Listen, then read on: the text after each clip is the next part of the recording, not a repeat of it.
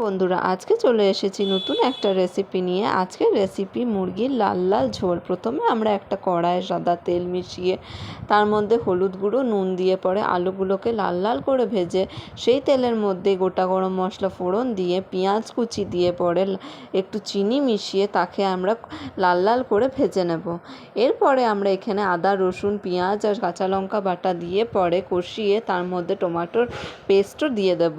পেস্টটার দেওয়ার পরে আমরা সেটিকে একটুক্ষণ কষিয়ে তার মধ্যে টমেটো কুচি সামান্য দিয়ে সেটির মধ্যে চিকেন মশলা, ধনে গুঁড়ো, জিরে গুঁড়ো, হলুদ, নুন দিয়ে ভালোভাবে কষিয়ে তার মধ্যে চিকেনের পিসগুলো অ্যাড করে দেব। এরপরে চিকেনের মধ্য থেকে আমাদের জল ছেড়ে এলে তার মধ্যে আমরা আলুগুলোকেও অ্যাড করব। তারপরে আমাদের পরিমাণ মতন জল দিয়ে পরে সেটিকে ধনেপাতা দিয়ে সার্ভ করলেই আমাদের চিকেনের